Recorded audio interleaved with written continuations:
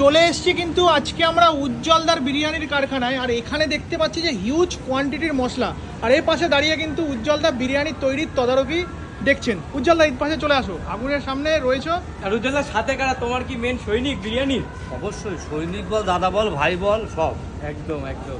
আচ্ছা, এখানে তো দেখতে পাচ্ছি বিভিন্ন টাইপের মশলা। কি কি মশলা আছে দাদা?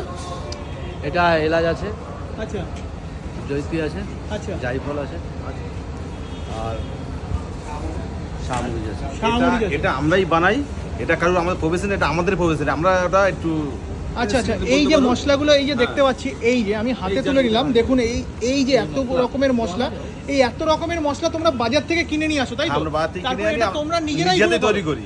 এর মিক্সিতে করো? হ্যাঁ, মিক্সিতে করি। মিক্সিতে তৈরি করো। অনেক জায়গায় কি হয়, অনেক জায়গায় হচ্ছে দেখতে পাই যে মেশিনে করিয়ে আনা হয়, তোমরা এগুলো না, করো না? আমরা নিজে মশলা নিয়ে এসে নিজেরাই করি।